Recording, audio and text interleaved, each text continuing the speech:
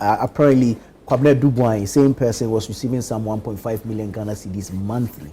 Elvis, the approach of the Attorney General in coming out every step of his investigations to speak to the public regarding where he has got into, what do you make of that? I said the earlier ones were unnecessary. The one that they did yesterday was good because now charges have been filed. Exactly. So the case is now before the public. It means that today if I apply for the court and said I want the charges filed against these people, I can have copies of the charges filed against them. And that's how I want investigations in terms of corruption fight should be done. Because I have several jurisdictions, you know that when investigation is being done, they don't even want the public to know.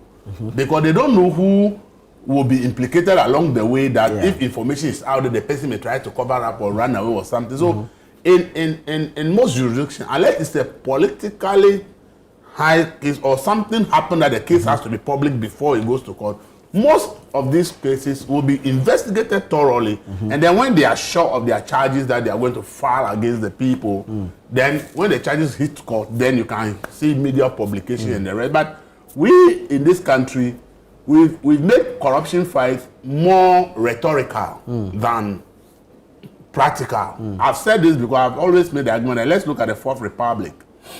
Every government that came to power on the back of the previous government that they defeated has been corrupt. And we've seen cases upon cases in media space. If today we sit down and want to compile from Jerry Rawlings to Kufuor to Nurse to Mahama to Akuba, want to compile all the cases of corruption against people in this country, minimum of 1,000 cases we will get. But if you want to tell yourself how many of these people have really been successfully prosecuted and convicted, is so appalling to look at those who actually been successfully prosecuted and actually jailed. And therefore I have said that if we do a proper analysis of this as a country, we realize that our corruption fight is not making any meaningful progress. And therefore we need to change the approach of how we fight corruption. And it is irrespective of which government is in power. Look, NPP coming to power in 2016 had given more than 100 cases of corruption can be listed, okay, against the then previous NDC appointees. At the end of the day that NPP is out of power, how many of those appointees have actually been convicted as successfully, the cases are completed and convicted?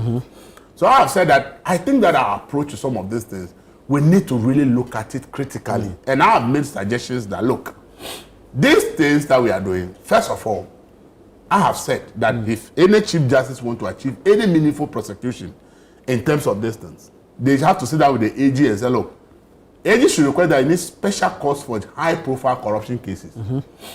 And the Chief Justice should direct that no case should last more than 1 year in a court, because you have the opportunity to appeal.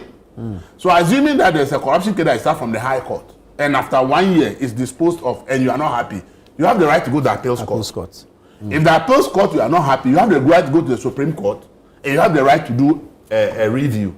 So it means that the opportunity for you to have the same thing that you are seeking for at one court for 3 or 4 years also exists along the chain.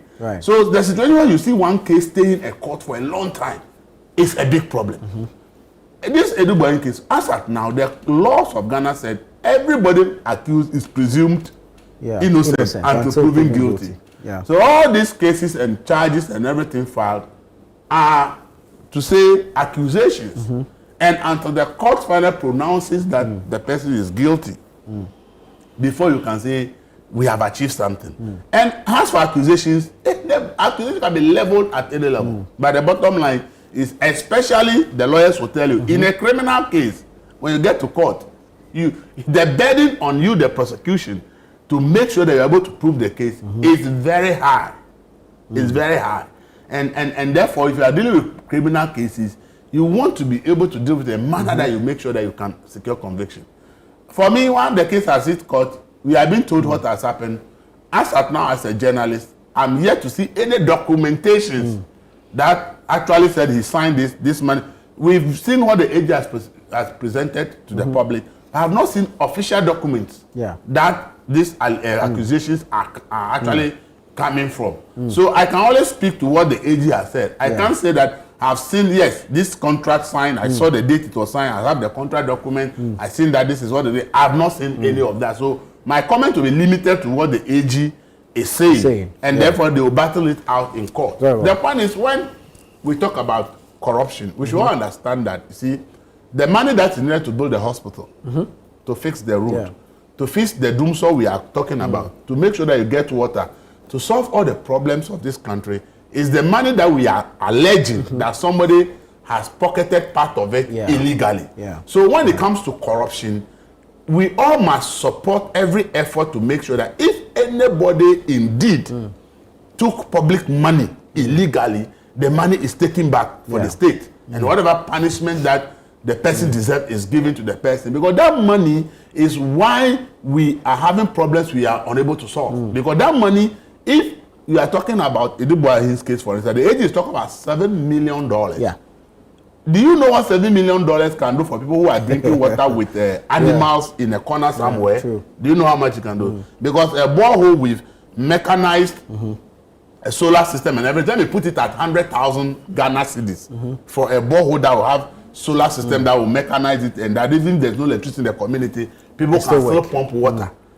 Let me put it at even 200,000. $7 million times 15 in Ghana cedis. At the time, the exchange rate, the AG says, is 49 million Ghana cedis. So if 200,000 can do that borehole with solar, where even there's no light, you can pump it. Imagine the number of boreholes that money alone can do, if indeed the gentleman actually took that money illegally. So it will mean that if it is proven true that he took that money illegally, it means that that money could have solved the water problem for a lot of small communities where there's even no electricity.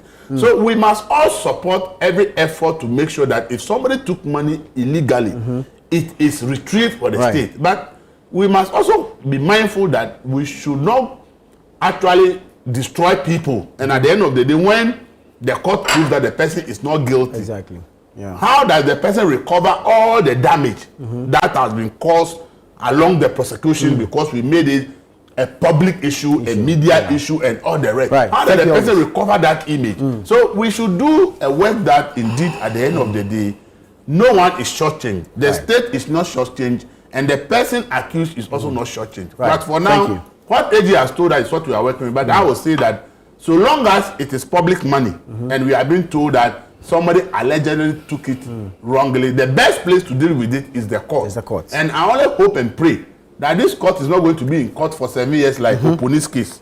It's not going to be in a court for that long and we'll be going back and forth. It should be a case that maximum 1.5 years, 2 years, it should be disposed of so that we know what really has happened. Until it is disposed of by the court, we will only be going back and forth. But once the court pronounces, then we can be sure what has happened.